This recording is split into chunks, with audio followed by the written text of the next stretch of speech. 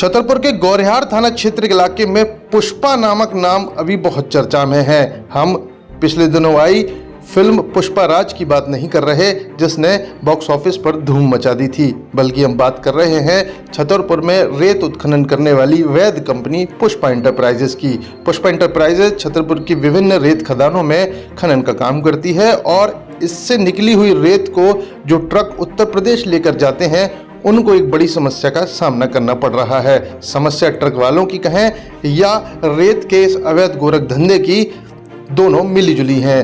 दरअसल ज़्यादातर ट्रक जो वहां खड़े हुए हैं और 5 किलोमीटर लंबी लाइन की शक्ल ले चुके हैं, उनमें रेत ओवरलोड है या तो उनकी टीपी एक्सपायर हो गई है। टीपी का मतलब होता है वो पिट पास या रॉयल्टी, जिसे मध्य प्रदेश शासन का माइनिंग विभाग जारी करता है।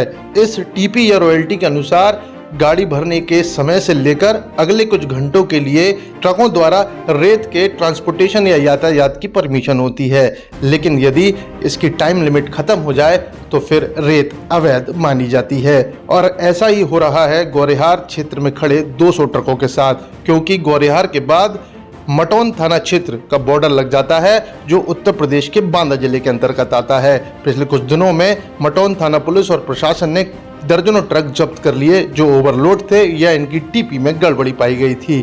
इसी के चलते ये सारे ट्रक छतरपुर की सीमा पार नहीं कर पा रहे और पिछले 2 दिनों से इसी प्रकार गौरिहार क्षेत्र में खड़े हुए हैं और इसकी वजह से वहाँ के लोगों का जनजीवन अव्यवस्थित होता जा रहा है, क्योंकि सड़कों पर ट्रकों की लाइन लगी है और ट्रकों का कब्जा है। साथ ही 200 ट्रकों के चालक और क्लीनरों को खाने पीने की समस्या भी आ रही है, जिसकी वजह से वो गांव में जाकर अपना काम चला रहे हैं। इन सब बातों का ध्यान देने के अलावा एक और बात ध्यान देने वाली है, वहाँ की सड़कें।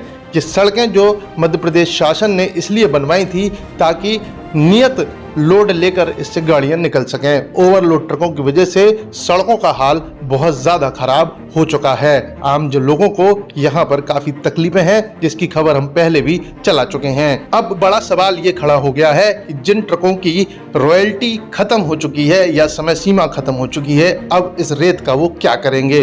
दूसरी बात, उत्तर प्रदेश का कानून इन्हें अब वहाँ अंदर आने के लिए इजाज़त नहीं दे रहा। कुल मिलाकर ये मध्य प्रदेश की सीमा में 5 किलोमीटर से ज़्यादा लंबी लाइन बनाकर खड़े हुए हैं और पुष्पा एंटरप्राइज के द्वारा जो गोलमाल चल रहा था उसका खुलासा भी हो गया है। गुप्त सूत्रों की माने तो कई ट्रक बिना रॉयल्टी के भी जाते थे जो अब नहीं जा पा रहे हैं। और सबसे बड़ा सवाल छतरपुर के जिला प्रशासन पर खड़ा हो रहा है, क्योंकि पिछले 24 घंटे में कई खबरें चलने के बावजूद अभी तक कोई कार्रवाई क्यों नहीं की गई। इस पूरे मामले में जब माइनिंग अधिकारी छतरपुर से बात की गई तो उन्होंने फोन पर गोलमोल जवाब दिया और ये कहकर मामले को टालने की कोशिश की है कि मुझे इसकी जानकारी नहीं है, आपने बताया है तो मैं टीम भेजता हूँ।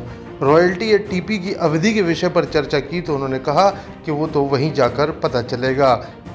मुद्दे की बात यह है कि पूरे छतरपुर को दिखाई दे रहा है कि 200 से ज़्यादा ट्रक सड़कों पर कब्जा करे 24 घंटे से ज़्यादा से खड़े हुए हैं, जिनमें रेत लदी हुई है, लेकिन माइनिंग विभाग को इसकी भनक तक नहीं है।